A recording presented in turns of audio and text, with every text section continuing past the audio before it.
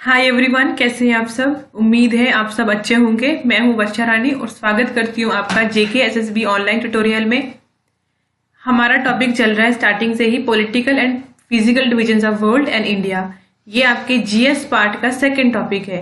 तो आज ये हमारी सेकंड वीडियो है। कल के वीडियो में हमने देखा ज्योग्राफी ऑफ द वर्ल्ड से हमने शुरू किया था। तो सोलर सिस्टम के बारे में जाना, स्टार्स के बारे में जाना, गैलेक्सीज के बारे में जाना, प्लैनेट्स कैसे रिवॉल्व करते हैं ये सब जाना, और जो टॉपिक्स वहां से छूटते हैं वो हम आज कवर कर लेंगे। और आज मैक्सिमम पार्ट यहाँ पे अर्थ से रिलेटेड होगा। अर्थ के इनसाइड क्या है, अर्थ के आउटसाइड क्या है, अर्थ कैसे रोटेट करती है, लेटीट्यूड्स क्या होते हैं, लॉन्जिट्यूड्स क्या होते हैं।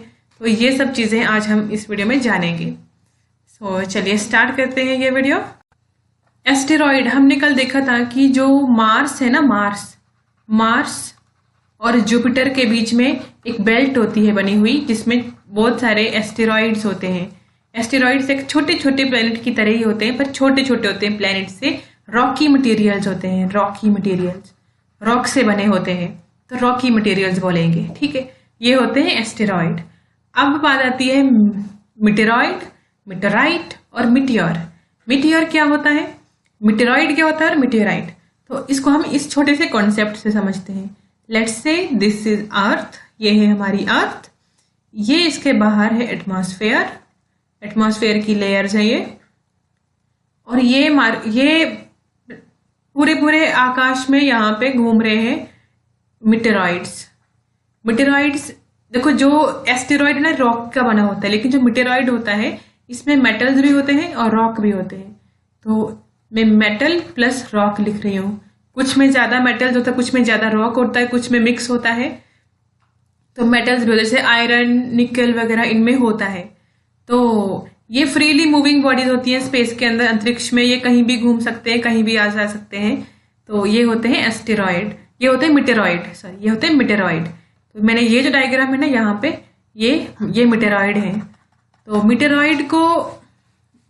मिटेरॉइड अगर हमारी धरती के एटमॉस्फेयर के अंदर आने लगे, यहाँ देखिए एटमॉस्फेयर के अंदर आने लगा, ये बहुत ही हाई स्पीड में होता है, क्योंकि जब ये धरती के बिल्कुल आसपास आता है तो उसको ग्रेविटी बहुत ही जल्दी जल्दी पुल करती है।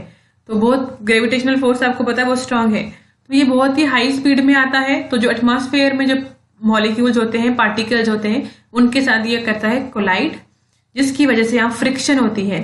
फ्रिक्शन तो हीट निकलती है, ये बर्न हो जाता है एटमॉस्फेयर के अंदर ही, ये बर्न हो जाता है। तो अगर तो ये पूरा बर्न हो गया, कंप्लीट बर्न हो गया, निपट गया एटमॉस्फेयर के अंदर ही, तो इसको बोलेंगे मिटियोर। तो ये है मिटियोर।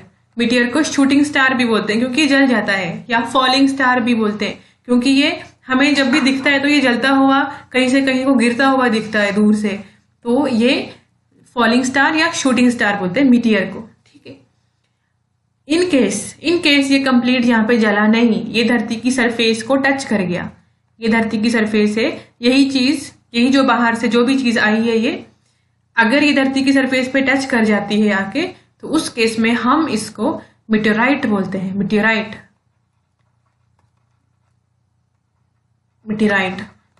तो मिटेराइट जो है ना, ये इस तरह की होती है। जो डायग्राम आप देख रहे हो ना यहाँ पे, ये डेब्री होती है। जो भी सोलर सिस्टम में जो हेवनली बॉडीज होती हैं, जैसे कि ये एस्टेरॉइड या मिटेरॉइड या मिटियोर, ये सब मिटेरॉइड का जो पार्ट धरती के सरफेस पे पहुंच जाता है, इसको हम मिटेराइट बोलते हैं।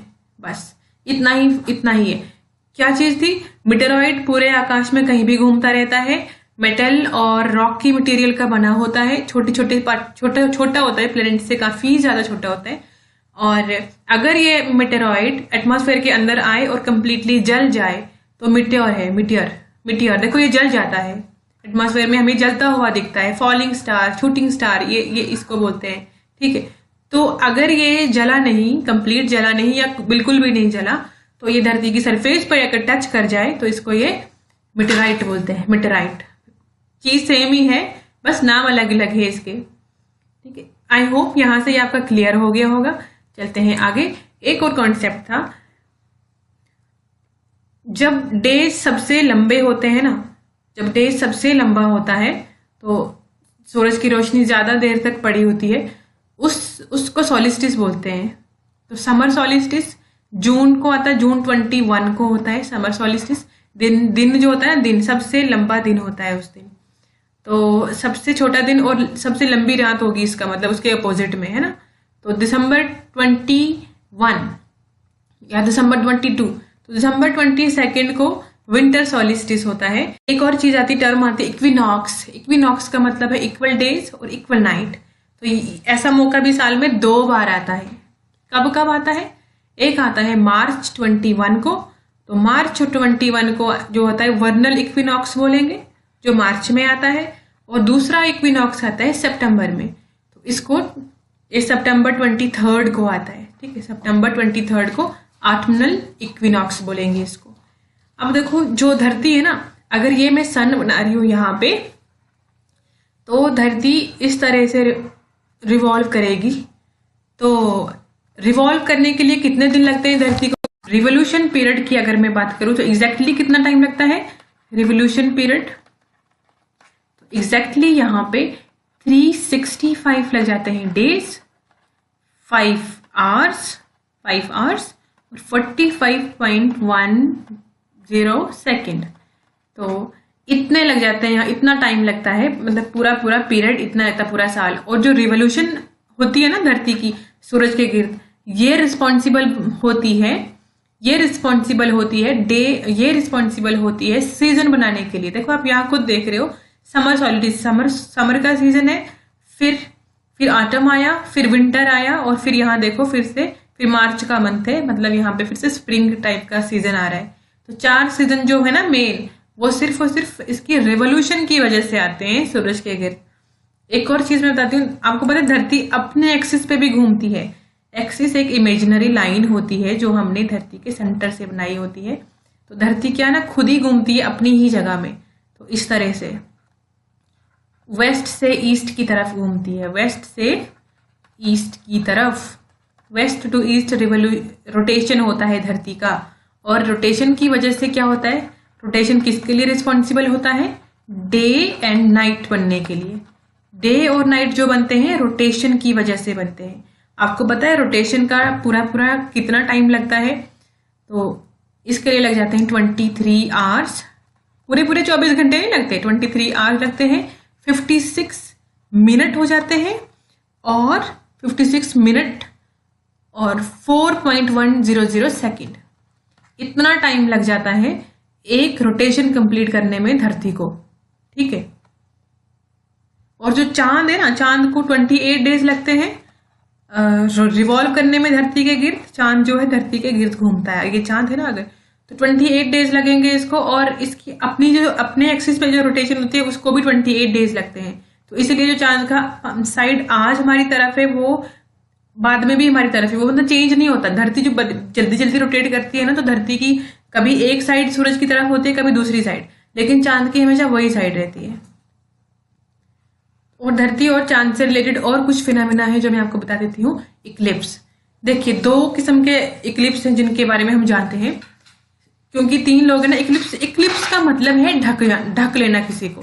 तो जब एक बॉडी को दूसरी बॉडी बीच में आके ढक लेती है, छुपा लेती है, तो हम उसको इक्लिप्स बोलते हैं। तो सूरज और धरती के बीच में अगर चांद आ जाए तो सोलर इक्लिप्स बोलते हैं, क्योंकि सूर्य को चांद ने ढक लिया। सूरज को, ये चांद है, यहाँ पे बीच में हमने चांद बनाया है, ये वाला चांद है। तो सूरज और धरती के बीच में जब चांद आ जाए तो सोलर इक्लिप्स बोलेंगे, क्योंकि सूरज को चांद ने सामने आके ढक लिया। अब धरती से जब हम सूरज की तरफ देखेंगे तो हमें सूरज का सिर्फ एक पार्ट दिखेगा, या सिर्फ आउटर पार्ट दिखेगा, या कुछ भी नहीं दिखेगा। तो वो धरती के हर एक हिस्से से इक्लिप्स नजर नहीं आता, किसी एक डायरेक्शन में से, किसी एक पॉइंट में से नजर आता है वो, ठीक है। और अगर चांद और सूरज के बीच में अर्थ आ जाए तो चांद को ग्रहण लग गया, समझ लो चांद के सामने अर्थ आ गई। अब सूरज से रोशनी आ रही थी चांद को, अब नहीं आएगी, धरती उसको रोक लेगी। तो अब ल्यूनर इक्लिप्स, ल्यूनर बोलते हैं चांद के लिए, ठीक है। एक और यहां से आपको वर्ड बताने की जरूरत है। देखो आप, ये सूरज है यहाँ पे, ओके, सूरज यहाँ पे, ये चांद है, और ये धरती। तो धरती ने तो यहाँ धरती की शेडो बनेगी, यहाँ से लाइट आ रही है ना, जो इसकी वजह से धरती की शेडो बनेगी। तो जो इसकी एग्जैक्टली इमीडिएट शेडो बन रही है ना, सबसे जो डार्क शेडो होती है, सबसे इसमें हल्की हल्की शेडो भी बनेगी साइड में, लेकिन जो सबसे डार्क शेडो होती है उसको बोलते हैं अम्बरा। अम्बरा। और जो थोड़ी सी लाइट शेडो होती है, देखो यहां से जो किरणें आई थी इस तरफ से आई थी जो, और उन्होंने इस तरफ शेडो बना ली है, हल्की शेडो होती है ये, यहाँ वाली किरणों ने थोड़ा बहुत यहाँ पे शेडो बनाई है, तो ये इसको बोलते हैं पिनम्बरा।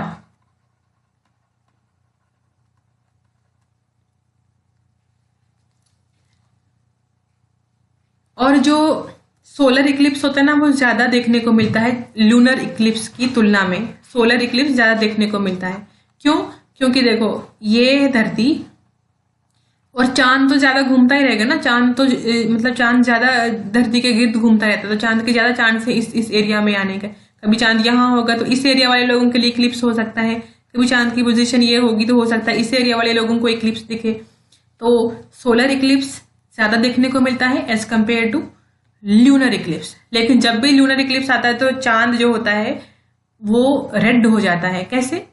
देखो ये है चांद, ये धरती और ये सूरज। सूरज की जो रेस है ना, ये इसके बाहर से यहां तक गई, बीच में तो शेडो थी, यहां नहीं जा पाई, तो जो साइड वाला जो पोर्शन होता है ना, वो चमक रहा होता है ज्यादा, तो बिल्कुल लाल दिखता है, ये ब्लड की तरह लाल दिखता है। ब्लडी मून भी बोल देते हैं इसको इसकी वजह से। तो आप इसको ऐसे याद रख सकते हो कि हर बार चांद जो था धरती के सामने जाता था तो धरती उसको कुछ नहीं बोलती थी, लेकिन एक बार क्या हुआ, धरती चांद और सूरज के बीच में आ गई और चांद को गुस्सा आ गया, इसकी वजह से आग बगोला हो गया, लाल हो गया उसका फेस, और वो धरती को कुछ कुछ बोलने लग गया, चिल्लाने लग गया वहां से। और धरती ने बोला you shut up bloody moon. दूसरा, किसी भी मंथ में, किसी भी सेम मंथ के अंदर 2 बार अगर फुल मून हो गया, यूजुअली एक ही होता है, क्योंकि 4-5 तारीख को आएगा तो फिर नेक्स्ट मंथ में ही आएगा दूसरा फुल मून, क्योंकि 15 दिन तो उसको छोटा होने में लगेंगे, 15 दिन इसको बड़ा होने में लग जाएंगे फिर से। तो अगर एक फुल मून फर्स्ट को है तो दूसरा फुल मून 29 को आ जाएगा। ठीक है, तो ये कितने हो गए यहाँ पे, ये कितने फुल मून हो गए, दूसरा फुल मून। तो 2 अगर फुल मून आ गए सेम मंथ के अंदर तो हम इसको बोलते हैं ब्लू मून। Blue moon. और अगर एक साल में एक से ज्यादा ब्लू मून हो रहे हैं ना, किसी एक से ज्यादा ऐसे मंथ है जिनमें ब्लू मून आ रहा है, तो एक से ज्यादा ब्लू मून अगर एक साल में देखने को मिले तो उसको ब्लू मून ईयर बोलते हैं। Blue moon year. Blue moon year. ठीक, तो यहां से इतना ही। अब चलते हैं हम धरती की तरफ। तो धरती के इनसाइड की बात करते हैं सबसे पहले। धरती के इनसाइड में क्या है? धरती की होती है मेजरली 3 लेयर्स। आपने सुना होगा नाम, मेंटल मिडिल की है, तो आपने नाम सुना होगा कोर, मेंटल और क्रस्ट। कोर, मेंटल और क्रस्ट 3 मेन लेयर होती है धरती के अंदर। तो अगर हम बात करें तो कोर भी अंदर से 2 किस्म के हो जाते हैं, इनर कोर, थोड़ा सा उसके बाहर का outer core. Inner core, outer core. फिर मेंटल भी वैसे हो जाता है, लोअर मेंटल, अपर मेंटल। और क्रस्ट भी वैसे ही हो जाता है, लोअर क्रस्ट, अपर क्रस्ट। ठीक है, तो होता क्या है, ये आपको यहाँ पे लिथोस्फेयर देखने को मिल रहा है। ये लिथोस्फेयर क्या है? देखो, लिथोस्फेयर है क्रस्ट और अपर मोस्ट जो मेंटल है ना, उसका जो मिक्स है, मतलब उन दोनों को मिला के लिथोस्फेयर बोलेंगे। लिथोस्फेयर, अपर क्रस्ट और क्रस्ट पूरा ही, और अपर पार्ट जो है इसका मेंटल का, ये मिला के लिथोस्फेयर बनता है। अब आप बोलोगे ये एस्थेनोस्फेयर क्या है? एस्थेनोस्फेयर की बात करते हैं यहां से आपको समझ में आएगा। एस्थेनोस्फेयर जो है ना, ये अपर पार्ट ऑफ मेंटल को ही बोलते हैं एस्थेनोस्फेयर। ये थोड़ा सा लिक्विड टाइप का होता है, थोड़ा वीक होता है, मतलब ये इसकी वजह से जो इसके ऊपर प्लेट्स होते हैं ना टेक्टोनिक, तो उनको मूव करने में ये अलो करता है, मतलब मूवमेंट, क्योंकि ये खुद ही इतना लिक्विड सा है, फ्लूइड सा इसकी। तो ये है। तो आपको जानना क्या है यहाँ से, क्या एग्जाम में पूछा जा सकता है कि ओशन क्रस्ट में हाई डेंसिटी होती है या कॉन्टिनेंटल क्रस्ट में? तो ओशन क्रस्ट जो है उसमें हाई डेंसिटी होती है as compare to continental. Continental होती है जो धरती लैंड के पार्ट के पास, ये जो ना यहाँ पे लैंड है तो ये लैंड वाला क्रस्ट, यहाँ ओशन है, ओशन के नीचे जो है ना ये ओशन वाला। आपने याद क्या रखना है यहाँ से, इसमें ना क्या पूछा जा सकता है, देखो जो क्रस्ट है ना उसके भी दो पार्ट होते हैं, अपर क्रस्ट लोअर क्रस्ट। तो मैं यहाँ क्रस्ट क्रस्ट लिख रही हूँ, तो क्रस्ट क्रस्ट के बीच में एक डिसकंटिन्यूटी होती है बीच में, तो ये डिसकंटिन्यूटी के नाम पूछे जा सकते हैं। तो कॉनरेड डिसकंटिन्यूटी, ठीक है, कॉनरेड नाम है इसका, देखो यहाँ भी लिखा हुआ है कॉनरेड डिसकंटिन्यूटी। बीच में से कहीं ये डिसकंटिन्यू हो जाती है, ये जो अगर पूरी सरफेस है ना किसी चीज की तो ऐसे ऐसे ऐसे अच्छे से होगा, लेकिन बीच में कहीं डिसकंटिन्यूटी शुरू हो जाती है, फिर से कंटिन्यूटी होगी, फिर कहीं पे डिसकंटिन्यूटी होगी। तो क्रस्ट, अपर क्रस्ट और लोअर क्रस्ट के बीच में कॉनरेड डिसकंटिन्यूटी होती है। तो देखो क्रस्ट क्रस्ट है ना सी सी, और कॉनरेड भी सी से बना, तो सी से ए की डिसकंटिन्यूटी है यहाँ पे, तो ये याद रह जाएगी। फिर आया जो क्रस्ट है, क्रस्ट और मेंटल, क्रस्ट और मेंटल, तो एम याद रखो मेंटल, तो इसमें महो डिसकंटिन्यूटी आई। महो का ना पूरा नाम भी होता है मोहोरोविसिक, तो अब महो याद रखोगे चलेगा, ठीक है, मोहोरोविसिक डिसकंटिन्यूटी होती है क्रस्ट और मेंटल के बीच में। तो एम से मेंटल, एम से मोहोरोविसिक, एम से मोहो भी याद रखोगे चलेगा। देखो दूसरा नाम यहाँ लिखा है मोहो, पहला आपने कॉनरेड कर दिया, दूसरा मोहो, और फिर क्या है, फिर अपर मेंटल और लोअर मेंटल, दोनों एम है, ठीक है, तो एम रिपीट हो रहे हैं। तो यहाँ पे जो डिसकंटिन्यूटी है इसका नाम है रिपीटी डिसकंटिन्यूटी। देखो यहाँ पे ये तीसरी डिसकंटिन्यूटी आई, रिपीटी डिसकंटिन्यूटी, रिपीटी, तो रिपीटी, क्योंकि एम रिपीट हो रहे हैं। आप इसको ऐसे याद रखोगे, ये ऐसे क्योंकि याद नहीं होती है ये चीजें। सी से जो बनेगी वो सी से ही बनेगी, क्रस्ट की सी, कॉनरेड सी, एम वाला मेंटल याद रखोगे, मेंटल का एम, और मोहोरोविक, ठीक है। फिर M upper mantle lower mantle, तो रिपीटी, एम रिपीट हो रहा है ना, तो रिपीटी ऐसे याद रखोगे आप। ये याद रखने के लिए मैं शॉर्ट ट्रिक बता रही हूँ आपको। फिर लोअर मेंटल और कोर के, लोअर मेंटल और कोर, देखो जो इतने धरती के बिल्कुल बाहर से अंदर की तरफ आ रहा है ना, आप ऐसे इमेजिन करोगे जैसे कोई गुफा है धरती के अंदर। आपको पता है तापमान बहुत ज्यादा होता है, तापमान ज्यादा, प्रेशर ज्यादा होता है धरती के बिल्कुल अंदर, तो घुटन हो सकती है वहां पे इंसान को, नहीं घुटन हो सकती है यहाँ पहुंचते। तो ये जो डिसकंटिन्यूटी इसका नाम है गुटन्सबर्ग। आप इसको ऐसे ही याद रखोगे, यही जो है ना दिमाग में रखे कि घुटन हो सकती है जाके, तो गुटनबर्ग। अब लास्ट वाला जो है कोर, इनर कोर और आउटर कोर, दो हैं, आउटर कोर और इनर कोर, ये भी सी है। लेकिन जब यहां तक कोई पहुंचेगा ना, तो यहां इतने प्रेशर को झेलने के बाद जब कोई यहां पहुंचेगा ना, तो उसके दिमाग में कुछ बचेगा नहीं, तो लॉस हो जाएगा, मेमोरी लॉस याद रखो, या फिर याद रखो कि लेमैन हो जाएगा, उसको कुछ भी पता नहीं होगा, वो एक आम इंसान, मतलब दिमाग में जो भी था ना वो सब कुछ चला गया। तो क्योंकि इस डिसकंटिन्यूटी का नाम है लेमैन डिसकंटिन्यूटी। तो चौथी ये थी, और अब ये होगी फिफ्थ, लेमैन डिसकंटिन्यूटी। फिर से आपको ये पूछा जा सकता है क्वेश्चन बड़े आराम से, इसके बहुत चांस है पूछने के। और ये पूछा जा सकता है कि सियाल, क्रस्ट में सियाल होता है, सियाल किसको बोलते हैं, सिलिका और एल्यूमिनियम को, क्रस्ट में सियाल होता है ज्यादा। और मेंटल में सिमा, सिलिकॉन और मैग्नीशियम, देखो यहाँ पे मेंटल में सिमा, यहाँ इस पोर्शन में। और आउटर कोर में नाइफ, NIFE, निकल और आयरन। तो ये हो गए लेयर्स के बारे में। अब थोड़ा और आगे चलते हैं हम। जो धरती है ना, उसके धरती पे इस तरह से लाइंस होती हैं, यहाँ पे मैं बना के दिखा रही हूँ, ये लेटरल लाइंस होती हैं, और कुछ यहाँ से आपको लाइंस दिखेंगी ऊपर से, ठीक है। तो जो ये लेटरल लाइन दिखेंगी ये वाली, इनको बोलते हैं लेटिट्यूड्स, और जो ऊपर से लाइन दिखेंगी, इलोंगेटेड लाइंस आपको दिखेंगी, उनको बोलते हैं लॉन्जिट्यूड्स, लॉन्गिट्यूड भी बोलते हैं, लॉन्जिट्यूड भी बोलते हैं। तो ये जो लेटीट्यूड होता है ये हमारी धरती को दो हिस्से में डिवाइड करता है। एक हो जाता है नॉर्दर्न हेमिस्फेयर, एक होता है सदर्न हेमिस्फेयर। नॉर्थ और साउथ ये बना देता है। ऐसी हकीकत में कोई लाइन नहीं है, ये इमेजिनरी लाइन है।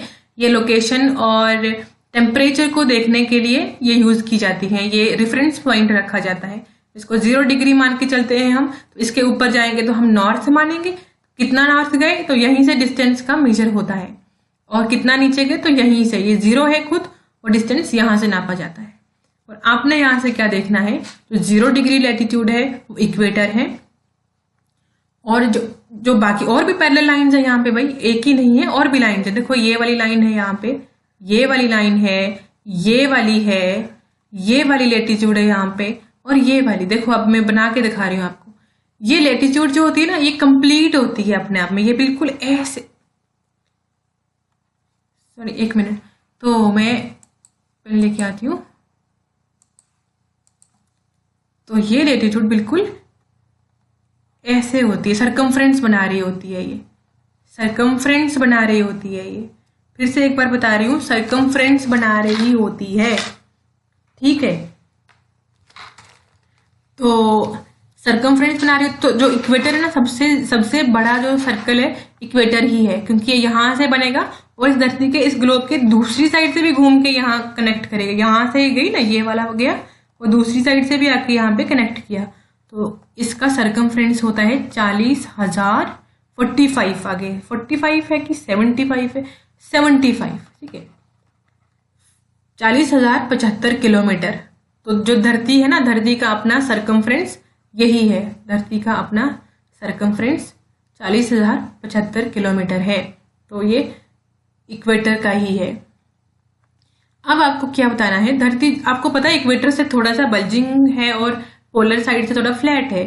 तो यहाँ से सबसे बड़ा जो पैरेलल बनेगा, पैरेलल भी बोलते हैं लैटिट्यूड्स को, तो ये इक्वेटर होगा।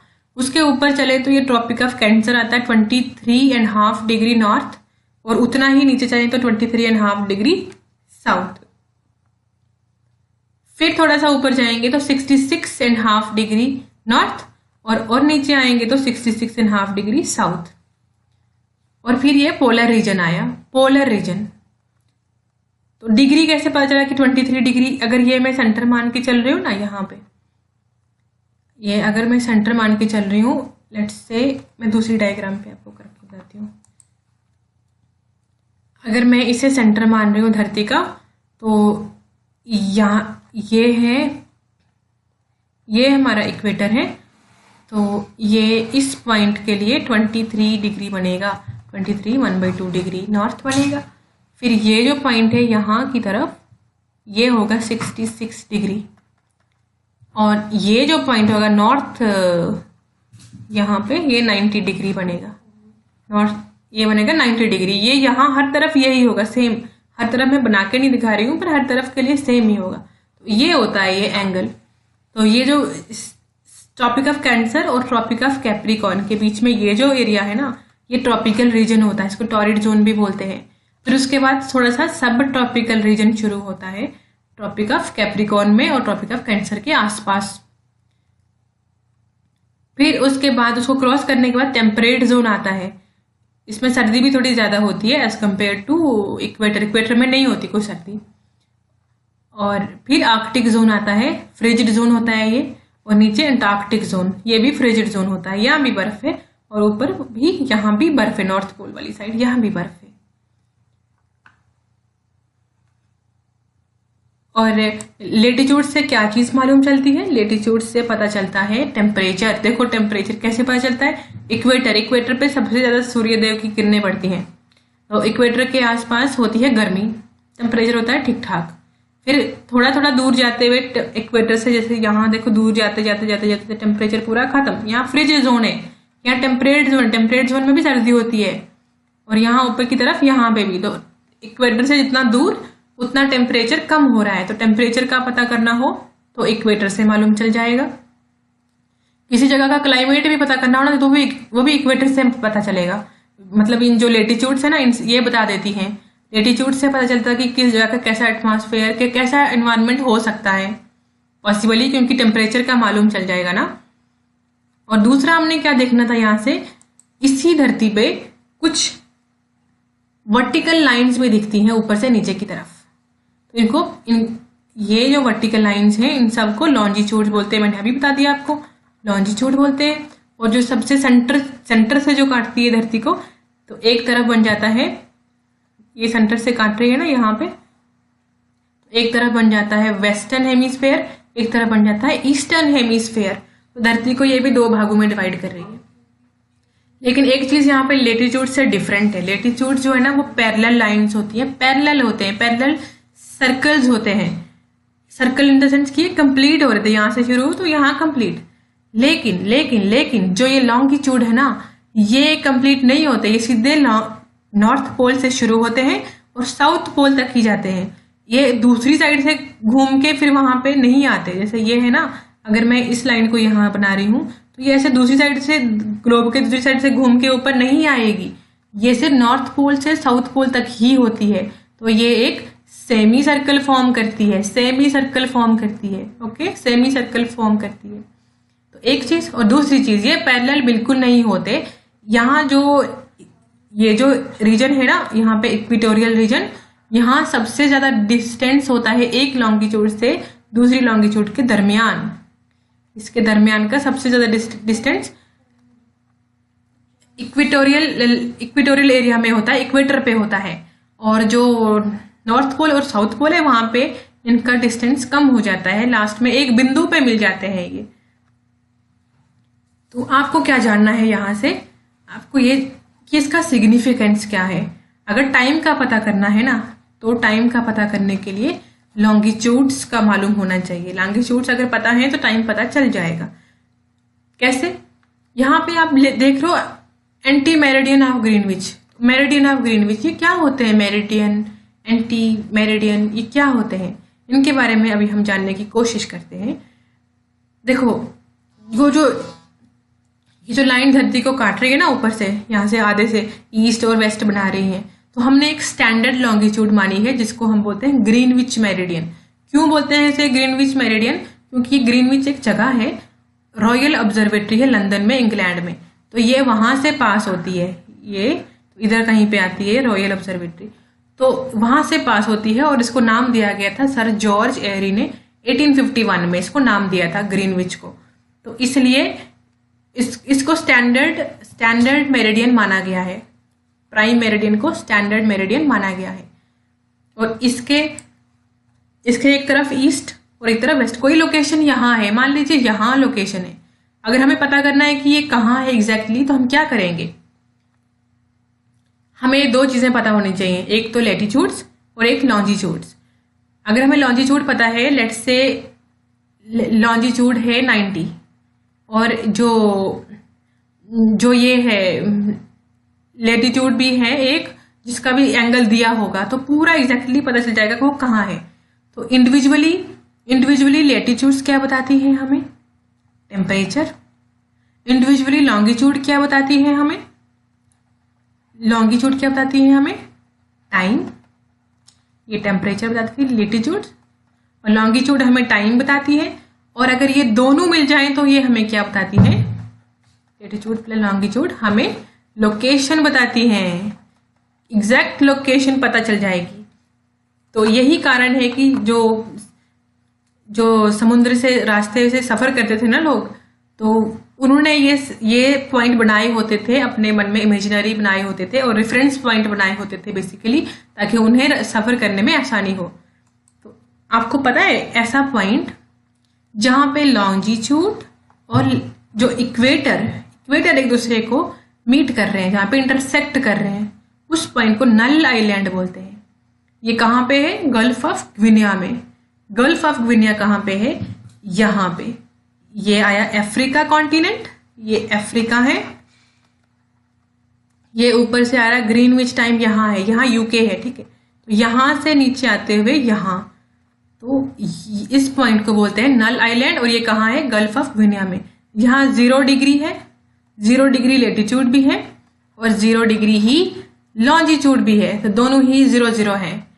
तो ये रेफरेंस पॉइंट माना जाता है। इमेजिनरी है ये, कोई ओरिजिनल नहीं होती कोई चीज, ये हमने रेफरेंस के लिए बनाए हैं। तो ये नहीं सोचना कि सच में कोई है, पर जितने भी बनाए गए हैं 360 बनाए गए हैं। और 1 डिग्री लॉन्गिट्यूड की वैल्यू होती है 4 मिनट, ठीक है। और दूसरा लेटीट्यूड की अगर बात करें तो लेटीट्यूड कितने हैं, कहीं पे ना 180 लिखा होता है, कहीं 181 लिखा होता है। तो इसमें अगर ऑप्शन में 181 हुआ तो आप वही टिक करके आ जाओ, और अगर 180 है तो वही मान लो, क्योंकि यही नियरेस्ट तो यही है, तो 180।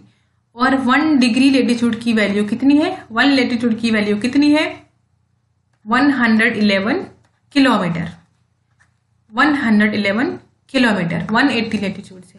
और लॉन्जिट्यूड कितने हैं, 360 है, और 1 डिग्री की वैल्यू 4 मिनट है।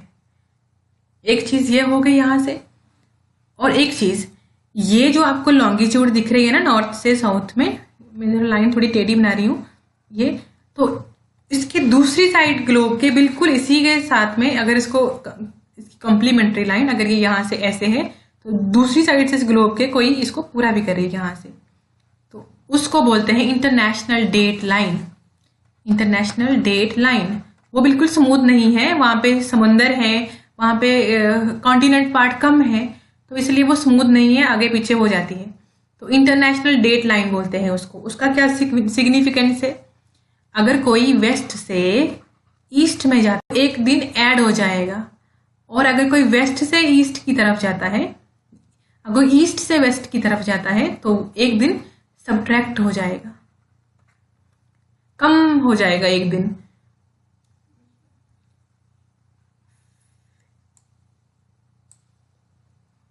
तो फिर एक छोटा सा कॉन्सेप्ट है और यहाँ पे कि कॉन्टिनेंट कितने हैं, कॉन्टिनेंट्स एंड ओशंस, ये भी बड़ी बड़ी मतलब बेसिक चीजें हैं, ये पता होने चाहिए। कॉन्टिनेंट कितने हैं हमारे धरती पे, 7। Asia, Africa, north America, south America, Europe, Australia, Antarctica. तो हम ऑन द बेसिस ऑफ अगर इनको एरिया देखें तो सबसे बड़ा कौन, फिर कौन, फिर कौन, फिर कौन, तो फिर हम देखते हैं वैसे ही। एशिया सबसे बड़ा आता है एरिया वाइज, सबसे बड़ा एशिया है, उसके बाद अफ्रीका है, फिर नॉर्थ अमेरिका है, फिर साउथ अमेरिका है, और फिर कौन सा होगा, फिर सोचो आप, फिर अंटार्कटिका है, ठीक है, 5वें नंबर पे अंटार्कटिका है। फिर अब आपने ऑस्ट्रेलिया और यूरोप में सोचना है, तो यूरोप ज्यादा है इससे, ठीक है, तो यूरोप 6 नंबर पे आया, और फिर ऑस्ट्रेलिया 7 नंबर पे। तो ऑस्ट्रेलिया लास्ट में आता, सबसे छोटा कॉन्टिनेंट यही है। लेकिन अगर हम आबादी के हिसाब से देखेंगे ना, तो इसका सीक्वेंस चेंज हो जाता है। आबादी के हिसाब से इसका सीक्वेंस बिल्कुल ही बदल जाता है। क्यों? क्योंकि सब में एक जैसी आबादी नहीं है। साइज में कोई अगर बड़ा है तो जरूरी नहीं है आबादी में भी उतना ही हो। तो आबादी में एशिया तो है नंबर 1, उसके बाद वैसे ही अफ्रीका भी है, अफ्रीका नंबर 2 अफ्रीका है। लेकिन नंबर 3 पे ना, नंबर 3 पे गड़बड़ है। नंबर 3 पे यूरोप है। यूरोप में बहुत सारी कंट्रीज हैं और डेंसिटी भी बहुत ज्यादा है पॉपुलेशन की। उसके बाद आता है आपका नॉर्थ अमेरिका। नॉर्थ अमेरिका 4थे नंबर पे आ गया फिर, और साउथ अमेरिका 5वें पे जैसे था उसके बाद ही। तो उसके बाद अब देखो आपके पास अंटार्कटिका और ऑस्ट्रेलिया 2 ही ऑप्शन है। अंटार्कटिका में तो बर्फ है, कोई रहता नहीं है, तो ऑस्ट्रेलिया में तो कंट्रीज है। तो इसके बाद आया फिर ऑस्ट्रेलिया, 6 नंबर पे ऑस्ट्रेलिया और 7 नंबर पे अंटार्कटिका। मैंने ये सीक्वेंस आगे लिखा भी है आपके लिए, आप एक बार देख लो यहाँ से। एरिया वाइज एशिया सबसे बड़ा है, जिसमें हमारा देश भी आता है। Asia, Africa, north America, south America, Antarctica, Europe, Australia. इसमें तो मतलब रट्टा मारने की भी जरूरत नहीं है और कोई ट्रिक की भी जरूरत नहीं है। फिर पॉपुलेशन वाइज अगर देखें तो एशिया के पास सबसे ज्यादा पॉपुलेशन है 59.54। उसके बाद अफ्रीका आता है, फिर Europe, north America, south America, Australia में तो बहुत कम है और अंटार्कटिका में है ही नहीं। एशिया में देखो कितनी ज्यादा पॉपुलेशन, देखो एशिया में ना सबसे ज्यादा पॉपुलेशन वाली कंट्रीज हैं। इंडिया बहुत ज्यादा पॉपुलेशन, चाइना यहाँ पे है, चाइना के पास दुनिया की सबसे ज्यादा पॉपुलेशन, फिर इंडिया यहाँ है, फिर रशिया है, रशिया इतना बड़ा देश है। तो और भी कंट्रीज है जिनके पास बहुत अच्छी मतलब ठीक ठाक पॉपुलेशन होती है यहाँ पे। अच्छा, तो 2 चीजें और पूछी जाती है, बड़ी इंपॉर्टेंट है। कई बार हमें यूरेशिया देखने को सुनने को मिलता है। यूरेशिया क्या है? यूरेशिया कुछ नहीं, यूरोप और एशिया को अगर हम इकट्ठे बोलें तो उसको यूरेशिया बोलते हैं। क्योंकि इन दोनों के बीच में कोई बड़ा समंदर नहीं है तो ये इकट्ठे आते हैं, तो इसके लिए यूरेशिया टर्म यूज हो जाती है। बट ये कोई कॉन्टिनेंट नहीं है, ये दो कॉन्टिनेंट को इकट्ठा बोलते हैं, प्यार से बोलते हैं। देखो, जो यूरोप और एशिया को सेपरेट करती है ना, यहाँ पे उरल माउंटेन आती है और यहाँ नीचे देखो कैस्पियन सी भी है, ये भी इनको सेपरेट करने का ही काम करता है नेचुरली। और एक चीज आती है ओशियानिया। ओशियानिया भी कोई अपने आप में कॉन्टिनेंट नहीं है। ओशियानिया ऑस्ट्रेलिया और उसके आसपास के जो आइलैंड्स हैं उन सबको इकट्ठा करके उसको बोलते हैं ओशियानिया। तो अब हम ओशंस की बात करते हैं। देखो, दुनिया में ओशंस है सिर्फ 5, महासागर ना 5 है, 5 महासागर हैं। कौन कौन सा महासागर? ये देखिए यहाँ पे पैसिफिक ओशन, या नॉर्थ और साउथ में बताया हुआ है, लेकिन है तो एक ही ना। हमने एक बीच में से हाफ कर दिया तो नॉर्थ एंड साउथ हो गया, पर है तो एक ही।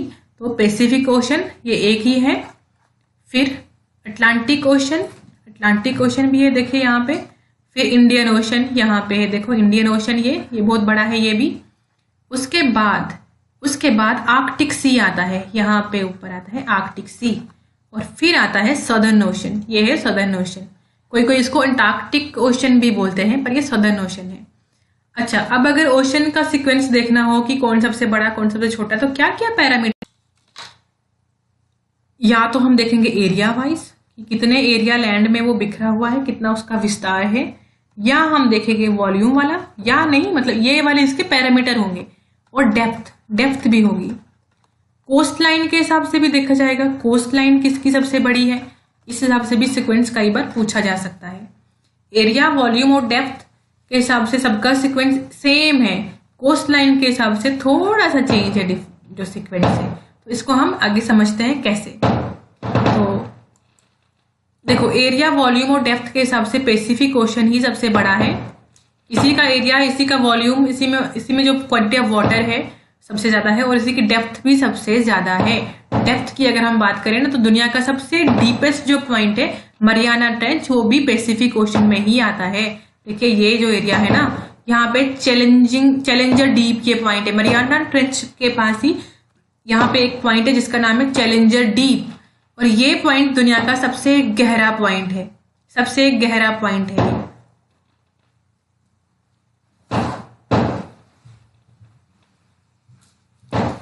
तो हम पहुंचे यहाँ पे पैसिफिक ओशन, सबसे गहरा भी यही है। और उसके बाद अटलांटिक ओशन के बारे में अभी हम थोड़ा सा आगे देख लेते हैं। इंडियन ओशन आपको पता है, हिंद महासागर, सदर्न ओशन और आर्कटिक ओशन। लेकिन कोस्ट लाइन के हिसाब से पहले 3 तो ठीक है, ये इनका सीक्वेंस यही है, पहले 3 का सीक्वेंस सेम ही है। लेकिन कोस्ट लाइन के हिसाब से आर्कटिक ओशन जो है ना, इसकी कोस्ट लाइन ज्यादा है सदर्न ओशन के तुलना में। कैसे? यहाँ पे देखते हैं, देखिए आर्कटिक ओशन के आसपास ना कोस्ट लाइन ज्यादा है, मतलब लैंड जो है ना उसके साथ इसका टच होना ज्यादा है। कैसे? यहाँ पे देखो बहुत सारी कंट्रीज हैं, तो इनके साथ ये टच हो जाता है यहाँ पे, तो कोस्ट लाइन ये बना देता है।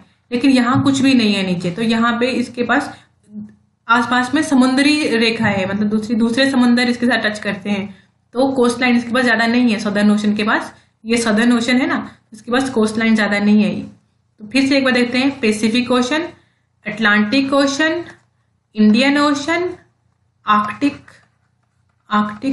ओशन और सदर्न ओशन। जो ये अटलांटिक है ना, ये एस सा बनाता है, यहाँ पे देखो एस सा बना रहा है।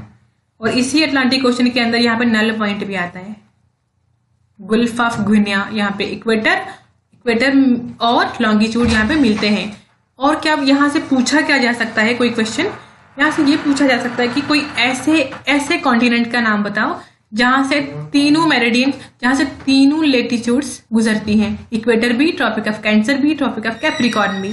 तो ऐसा कोई कॉन्टिनेंट है आपकी नजर में? यहाँ पे देखिए, आप मैप में नजर दौड़ाएं तो देखिए यहाँ पे ये है ट्रॉपिक ऑफ कैप्रिकॉर्न, यहाँ पे ये इक्वेटर और ये ट्रॉपिक ऑफ कैंसर। तो ये तीनों अफ्रीका जो कॉन्टिनेंट है यहां से पास करते हैं। तो ये क्वेश्चन कई बार पूछा भी गया है। आज के वीडियो में इतना ही, मिलते हैं नेक्स्ट वीडियो में, तब तक के लिए बाय बाय, टेक केयर।